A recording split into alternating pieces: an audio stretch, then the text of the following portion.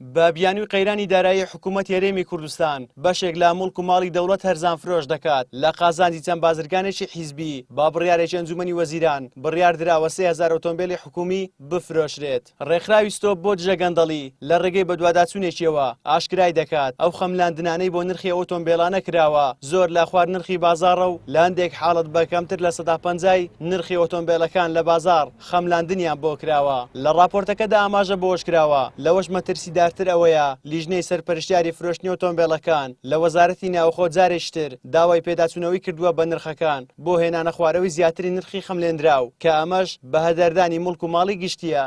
بەگوێرە بەدواداچوونی ئێمە ئەو خەمڵانەی بۆ نرخی ئۆتۆمبیلانە کراوە زۆر لە خوار نرخی بازارە و لە هەندی حاڵەت بەکەمتر لە 150 نرخی ئۆتۆمبیلەکان لە بازار خەملاندن بۆ کراوە.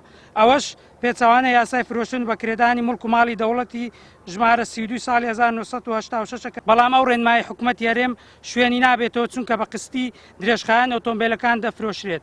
لەوەش مەترسیدارتر ئەوەیە لێژنەی سەرپەرشتیاری فرۆشتنی ئۆتۆمبیلەکان لە وەزارەتی ناوخۆ جارێکی تر داوای پێداچوونەوەی کردووە بە نرخەکان بۆ هێنانە خوارەوەی نرخی زیاتری خەمڵێنراو ئەو کەسانی کە پلە تایبەت نانگرێتەوە و ئێستا داوایان کردو ئەوانیش بگرێتەوە و حکوومەت سەرقاڵی دیراسە و دەستکاریکردنی خاڵی دووی خاڵی سێی مادەی دووەمی ڕێنمایەکەی بۆ ئەوەی ئەوانیش بگرێتەوە ئەوە ژوا دەکات ژمارەی ئۆتۆمبیلانە چەند بەرامبەر زیاد بکات. یاساناسێکیش ئاماژە بۆ ئەوە دەکات ئامانجی حکوومەت لە جێبەجێکردنی یاسایە بۆ دەستکەوتنی داهاتێکی کاشە بۆ ئەوەی حکوومەت هەرێم لەم خەیرانەدا سوودی لێ ببینێ. بەڵام فرۆشتنی ئۆتۆمبیلەکان بەم شێوەیە و باقیستی درێژخایەن دوجار بە زیان بەسەر حکوومەت هەرێم دەشکێتەوە. جا پێویستە حکوومەت هەرێم پێداچوونەوەیکی قوڵ بە شێوازی فرۆشتنی ئۆتۆمبیلەکان بکاتەوە.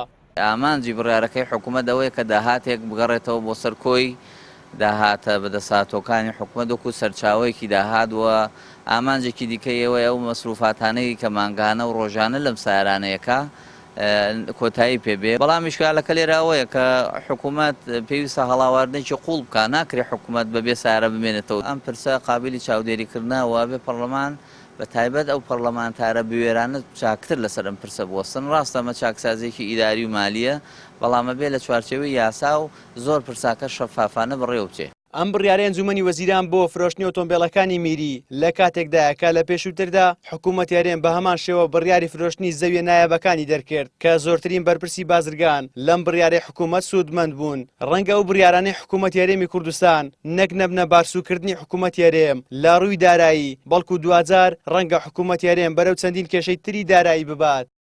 زریان سدیق کەناڵی ئاسمانی پەیام هەولێر.